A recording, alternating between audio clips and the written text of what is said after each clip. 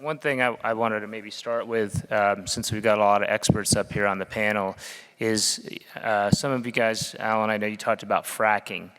Can you give any thoughts, or anybody else on the panel, who do you frack? And what's your decision process? And is there a type of patient where you're really concerned about doing that? So I think, so there's definitely patients who I would stay away from, and patients that we do that routinely. We do it routinely in patients who end up with a mean gradient above 15 millimeters of mercury. We don't want to leave the procedure room with that gradient. We normally feel safe doing it as long as the sinuses and the space that is being occupied by the surgical prosthetic is much lower or much smaller than the size of the sinuses. Also, we keep in mind with the amount of leaflet calcification or nodularity, and whether or not it has any risk of actually causing the coronary obstruction. I think small patients who have small prosthetics and do not have protuberant sinuses definitely put a higher risk of either having annular complications and or coronary obstruction with valve fracture. Yeah, I think you should do it in anybody who has a small valve that has a bioprosthetic valve that is fracturable. So I think at 19s for sure, 21s for sure. You could argue about the 23s, under the caveat that you have enough sinuses. And I just want everybody to know that Basilica is ideally situated to handle potential sinus sequestration, meaning obstruction at the STJ. It does handle the inadequate sinus, meaning insufficient distance from the valve to the coronary. But it won't handle if you push the sewing ring, or for that matter, the skirt of the valve. So if you have inadequate sinuses and a low coronary, and Basilica can handle at the STJ, but if you then do BVF and you push the skirt of the valve, which now is free to expand all the way to the coronary, and you have an inadequate sinus, you will get coronary obstruction. So you just have to think about, so the only time I don't do it is when there's an inadequate sinus to allow, and the height of the coronary is lower than the skirt height of the valve. Does that make sense? You have to be aware that there's been 3 or 4 cases worldwide of successful Basilica. Everything looked great after valve deployment. Then the BVF was done, the valve was pushed all the way across, and then there was obstruction. So I may have missed it, but how many of you feel, or what would you say about routine BVF despite gradients in small valves? I mean, so... You mean despite a low gradient? So there are some people who advocate BVF because they want to reduce the likelihood of pinwheeling, which could have problems with durability. And so they're actually recommending BVF in anybody who does valve-in-valve. I mean, what is your practice, and you all have comments on that? David, on the end there, what do you all think? I couldn't hear it. About BVF for everybody. The issue is BVF for everybody to improve valve leaflet function, meaning less pinwheeling, therefore better durability.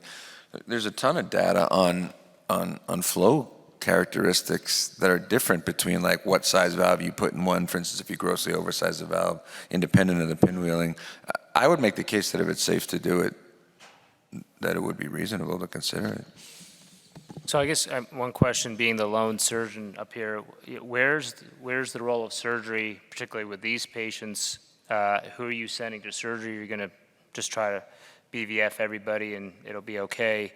Or, and even when you talk about where low risk is going, what's the role of surgery? Is it TAVR first, then that fails, they get a valve-in-valve, and that fails, then they get surgery with a root replacement now at the age of 80, or do they get surgery first with a valve that accommodates? And I think this is a question that a lot of us are now starting to have with low risk coming. So I'm curious what everybody, the expert panel here, thinks about those two scenarios: small valve replacement already, who do you send to surgery, and low risk patients, young patient. I think one of the challenges with this whole idea of BVFing everybody is that if you're going to be a BVF operator in low surgical valve and small surgical label size valves, you have to be a steward of making sure that there's no significant PPM. Oftentimes we lack the temporal relationship in the echoes to know what the gradient was after surgery and then what it is years later to say, okay, you know, this was actually originally a high gradient, this was a PPM case versus this is degeneration of the surgical valve. I mean, we can't get into scenarios where we're taking someone with a 19 or a 21 surgical valve who truly has PPM and then putting a balloon expandable valve or a self-expanding valve and doing BVF and saying, okay, great, our gradients are great, let's get off the table, because those patients are going to have recurrent issues downstream. So to answer your question, Gaurav, I would say if you are convinced that it's a PPM physiology issue, those patients should have a reoperation, they should have a root enlargement, you know, by their surgeon. But if you're sure that it's not PPM, that it's truly just structural degeneration of the valve and the surgical label size is small and the sinuses are permissive, then I think it's responsible to do a BVF and put in the largest valve you can. And then, of course, as Adam and many others have mentioned several times at other meetings, sizing your you know, non-compliant balloon for BVF is very key, and going to typically high pressures, usually at least 22 atmospheres, before you see the surgical ring crack. So I think to answer your question, PPM is probably the reason not to do it if you're convinced that's what it is. Otherwise, if the sinuses are permissive, it's probably reasonable to do it and then avoid a reoperation. And I think one of the other important pieces is for patients who are going to have surgery. I mean, I think there was this concept that anybody who's over the age of 80 can just get a 21 millimeter valve and they'll be happy because of the incidence of PPM is so low, or the impact on their functional status will be so limited. I think that has definitely forced us to change the way that we approach these patients, and then potentially interact with the surgical team and ask for the largest valve appropriate or able to perform, or the valve that has the best hemodynamic profile. Because as everybody will know, I mean, not every 21 millimeter valve is similar or equal. And I think that that creates a lot of information that we definitely need to discuss with our team when selecting the therapies. Go ahead. Just make a quick comment and then I'll pose a question. But, you know, if you look at the recent publications for the low-risk trials, you know, the surgical colleagues also have been improving in the awareness of the PPM. If you look at the most common valve implant have been 21 and 23. We moved away from the 19. So the field is moving, and I would argue that, you know, could we use that CT information that was obtained beforehand to also inform the surgical prosthesis that would be implanted for these patients? Because we're still using an intraoperative sizing method, right? Do you use that? I mean, how much do you take that into consideration, too? I think TAVR's taught us a lot about how to look at the size. I don't think we have good studies that have taken, like we have, like for example, for SAPIEN 3, we know what particular area correlates with what valve, and we don't have that for the surgical side. We are starting to get that data, but there's nothing, you know, we don't have a good study that's been done. We have the technology, like you said, and but to me, it helps me decide if I'm probably going to enlarge a root. And one thing, you know, to touch on your point, Alan, as well, TAVR's taught the surgeons a lot about, especially valve, about what size valve should we really try to leave patients with an implant. And I know I can tell you across the board, when we look at our state database, the number of patients since valve became apparent who are getting a root enlargement has doubled. It's gone from about 3 to 4% to 6 to 8% across the board. Obviously, I think there's certain centers, larger centers, that are more comfortable doing that frequently. But the other point of that, the other finding in that study was that the number of patients getting 23 valves and larger has gotten substantially larger, and so we're really pushing to get that size. Gaurav, in that fashion, how many 21s do you put in now? You personally? I'd say it'd have to be a really unusual situation. There are rare cases, especially young women, where you enlarge the root and the 21's still the largest you can get in. That might be a scenario. And that was really the point. And rare may be the answer. It's probably impossible to never say never, make it zero.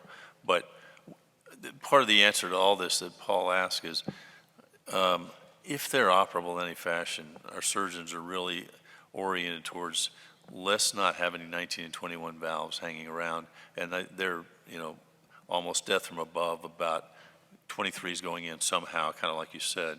And then that changes the whole perspective. So if they're operable, we think that's a pretty good way to go, and probably being a little bit of a purist about what are we doing in here when we're crashing through things and we're going to, pound leaflets and beat up valves. And sure, maybe it works. It depends on how young you are. If you're young enough, do you want that for your valve? Or do you want one of your really slick surgeons? And so that gets to be the tricky part of how good are our surgeons these days. Awfully good. But that might change. That might change over time with surgeons doing less top replacement, right? true. First of all, BVF is not without complication, right? I mean, we talk about it like it's no big deal, but you hear about anecdotal cases of some things going wrong, so there's certainly some risk. But I think that the overwhelming question about, well, which do you do first and in what order and how many you do, I sort of look at it like I try to plan out, is it reasonable to say, okay, for the person with long life expectancy, that we should somehow figure out a pattern that they will have one surgery, maybe not two, right? And if you can individualize it, if somebody's young but their lifestyle is such that maybe now's not the right time to do surgery, so you go TAVR up front, then you do surgery when they're older and it's now not interfering with their life, but maybe now old enough that they won't need another one. I mean, I think if we just individualize it to each patient and think about a plan that gets them one surgery, I'm okay with that. I'm just not okay with 2 and 3 surgeries, because the risk goes up. Yeah. Yeah, and just a quick comment is that we're talking a lot about valve-in-valve in the aortic position, but I would argue too that the risk of PPM is even greater in the TMVR. So, and this is something that, we're learning more and more. I mean, we see with post-CT and post-TE echoes that, the gradients are, sometimes in the 5, 4 at rest with a resting heart rate of 70, 80. So I think much more to learn, can we implant a lower prosthesis and expand more than trying to go with the 29 and have a prosthesis a little bit underexpanded. So, any thoughts, Adam? All right, final comment from David. Paul, I just want to do one thing of fun and ask the panel, if you or your father were having TAVR, raise your hand if you want neuroprotection. Raise your hand high if you want neuroprotection. How many don't want neuroprotection? Okay. I mean, pretty interesting concept out of everything we talked about. There's a lot of data floating. There were a lot of questions that I wish we could have gotten to, but we're out of time, and that was number 2 on my list. that was a very scientific poll you just took. Yes. So we're concluding this session.